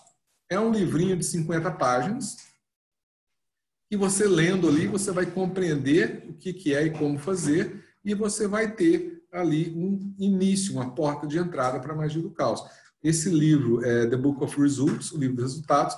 Inclusive, quando nós traduzimos, nós fizemos um acordo com o Ray Sherring, que é o autor, de fazer o seguinte, falar, olha, nós vamos fazer uma impressão aqui, até foi o Marcelo que indicou a gráfica para a gente na época, vamos fazer uma impressão de 100 livros e vamos converter o resultado financeiro todo para você, com o compromisso de você deixar a gente liberar o PDF em português para os brasileiros. Ele topou, nós levantamos 850 euros para a venda desses 100 livros. Eu fui pessoalmente dar esse dinheiro para ele, levei esse dinheiro para ele lá pessoalmente. E esse livro está disponível na internet para download, esse PDF. Então você pode baixar esse PDF, The Book of Results, e ler ali, nessas 50 páginas, como é que você vai fazer para poder começar a sua prática de magia do caos. Eu indico esse livro. Fantástico. Bom, a gente também já está chegando perto do nosso horário, mas tem mais alguma coisa que você gostaria de comentar? Putz, acho que foi um bate-papo muito proveitoso. Pelo menos para mim foi fantástico. Eu diria o seguinte, para encerrar, nós só conseguimos materializar na nossa vida aquilo que já está meio que pronto dentro de nós. A gente não consegue materializar na nossa vida algo que está muito distante. A forma com que a gente tem de ter uma vida diferente, de conquistar um outro padrão de viver, de felicidade, é conhecendo melhor a nós mesmos e trabalhando as nossas crenças individuais. Então, o trabalho de magia do caos, ele não diz para ninguém, em termos morais, o que é que você deve fazer. Se você deve fazer magia para mudar o universo à sua volta, ou se deve fazer magia para mudar a si mesmo. Eu, Luiz, digo para você que você deve usar essas ferramentas para se conhecer melhor e mudar o seu conjunto de crenças, trazendo um conjunto mais flexível de crenças a respeito do que é a vida, o que é a felicidade, como eu vou lidar com os meus obstáculos, o que é que está dentro de mim mesmo que precisa ser mudado para que eu venha ter aquela vida que eu quero. Porque nós só vamos estar espelhando fora de nós aquilo que já está construído dentro de nós. Então, eu diria para vocês que, apesar da magia do caos trazer esse conjunto de possibilidades quase infinita, o melhor e o mais construtivo é a gente começar trabalhando dentro da gente. Trazendo para a nossa vida coisas que nós queremos viver. Deixa eu aproveitar que tem uma pergunta do Felipe Barros, ele colocou, achei sensacional. Qual a sua opinião sobre o Sagrado Anjo Guardião? Ou da magia do caos, a sua opinião pessoal, que é tão falado dentro do hermetismo, do ocultismo. Na magia do caos existe essa figura? Na sua opinião, existe essa tentativa de existir? Eu vou te responder com a minha experiência pessoal, né? Eu li o trabalho de Abramelin e, como eu era caoísta, eu fiz o trabalho de Abramelin, mas eu mudei. Eu mudei o trabalho de Abramelin. Eu refiz o roteiro, entendi o que era o fundamental que estava ali, entendi o contexto, que quando escreveram esse trabalho, o inglês tomava banho uma vez por mês, né? E dizia que tinha que tomar banho toda semana, então eu não respeitei isso, porque eu tomava 2 banhos por dia. Como assim? Eu vou ficar uma semana sem tomar banho? Porra, velho, não tem condição, né? Dentro de um mundo capitalista, de necessidade de trabalho, eu não tinha como me isolar para ir para o meio do mato, mas eu me isolei dentro de mim mesmo, me comunicando muito pouco sobre o que eu pensava, o que eu queria, o que eu fazia, mas tinha que manter uma rotina social. E, principalmente, quando no trabalho fala para obter a conversação com o Sagrado Anjo Guardião, eu usei o termo comunicação. Obter o conhecimento e a comunicação com o meu Sagrado Anjo Guardião. E o resultado que eu tive disso foi de que, ao invés de ouvir uma voz que me dizia coisas, eu passei a ter a percepção fora de mim, no universo, de mensagens. Mensagens que eram eventos que eu observava. Então, eu observava um evento que me dizia alguma coisa e eu compreendia aquilo como sendo uma mensagem do Sagrado Anjo Guardião me dizendo a respeito de algo que eu estava lidando ou enfrentando naquele momento da minha vida. Então, assim, para mim, não posso falar sobre magia do caos, porque cada um que fez esse trabalho e era caoísta, certamente fez de uma forma diferente. Mas que foi um trabalho que trouxe resultado, me trouxe essa comunicação, ela não foi falada, ela ainda não é falada, e eu observo em eventos que estão fora de mim, mensagens que eu preciso prestar atenção. E prestando atenção nessas mensagens, eu consigo me orientar sobre o que eu devo fazer em uma determinada situação. Então, isso para mim foi uma forma caoísta de fazer um trabalho que ele era muito rígido, muito delimitado, mas que eu abri ele para dentro das minhas condições, para dentro do meu contexto, e obtive um resultado que não era aquele que as pessoas queriam, porque elas queriam inicialmente era ouvir a voz do anjo dizendo sobre o que fazer ou não fazer. Então, é isso que eu tenho a dizer a respeito. Hoje, até extrapolando um pouco mais, né? Eu escuto vozes, mas eu reconheço essas vozes não são como do anjo guardião, são, na verdade, vozes do meu superego. É uma coisa muito interessante na psicanálise, né? Você só consegue escutar o seu superego quando você tem um ego que ele está bem fundamentado para poder fazer frente ao superego. Senão você não consegue nem escutar o superego. Dentro da psicanálise você aprende que você tem uma porção do superego que ele é uma porção consciente, né? E está influenciando naquilo que você pensa, naquilo que você faz, mas é uma instância moral. E quando você adquire um fundamento pessoal de entender quem você é, né, e o que você quer, o que você deseja, aí você consegue ouvir essa contraparte, é uma coisa muito engraçada, porque o superego vive dando pitaco, com frequência eu mando ele catar a turma dele, falar, volta lá para a tua turma que não está dando para você hoje aqui, hoje eu vou seguir essa minha orientação do meu eu, do meu ego. Eu acho que é isso. Então, cara, te agradecer imensamente, foi um prazerzão. E avisar que isso vai ficar gravado, então depois vai estar disponível pelo link, então para você passar para onde quiser. Agradecer todo mundo que participou, pelas perguntas, por tudo, porque sem perguntas inteligentes a gente também não teria algo tão bacana, né? Então agradeço de coração todo mundo que participou e até o próximo bate-papo. Eu vou pausar aqui. Antes, deixa eu só... Quero deixar o último recado, fala. Eu quero agradecer a todo mundo, né, que esteve aqui presente, participou, agradecer a todos que colocaram as perguntas.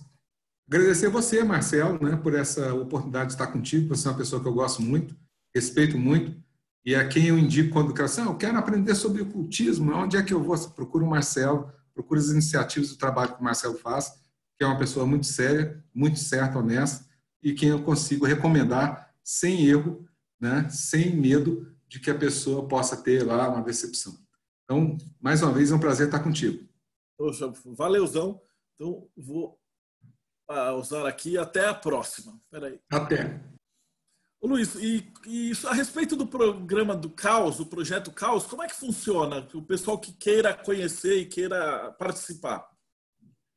Nós temos essa experiência que ela é anual, ela acontece uma vez por ano, ela tem a duração de 5 meses. Esse ano começou em fevereiro, vai até julho. Nós já estamos na 20ª edição, né? Nós começamos esse trabalho em 2003, então já esse ano vão fazer 17 anos que a gente está repetindo esse trabalho. É um trabalho onde a gente passa todo o conjunto de técnicas de magia do caos, mas o objetivo é autoconhecimento. A gente trabalha muito com os sonhos, levar a pessoa a fazer construções e significados dos seus próprios sonhos. E o interessante é que, ao correr do tempo, nós acabamos por identificar lugares comuns lugares comuns que as pessoas sonham quando estão dentro dessa experiência. E aí nós construímos um conjunto que a gente chama de arcanos, mas para a magia do caos seriam atratores dentro do sonhar. E nesses atratores nós temos, então, características específicas do que a pessoa está vivenciando da vida dela, o que ela pode aprender ao ter aqueles sonhos com aqueles atratores. Fizemos, então, a construção desse conjunto de textos descritivos e imagens desses arcanos ou atratores que representam esses lugares de sonhar que foram obtidos dos cruzamentos dos sonhos desses 17 anos de experiência. Então, nós temos aí, são 23 atratores, cada um com uma figura, uma descrição de como é, e também as metáforas que esses atratores estão tentando trazer para a pessoa. É uma experiência que a gente faz voluntariamente. Tem uns 2 anos que a gente cobra um ingresso, mas esse ingresso tem um fim específico, é um valor pequeno. Esse ano foi entre 50 e 80 reais.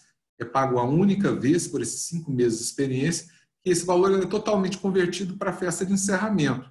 Então, todo ano, chama de edição da jornada, toda edição da jornada tem uma festa, né? Tem uma reunião física, onde a gente escolhe um lugar no Brasil aí, e dentro do possível esse dinheiro é usado para custear a locação, alimentação. Esse ano do ano passado nós conseguimos, inclusive, pagar 3 passagens aéreas, pagamos translado das pessoas para o sítio onde nós fizemos esse encontro.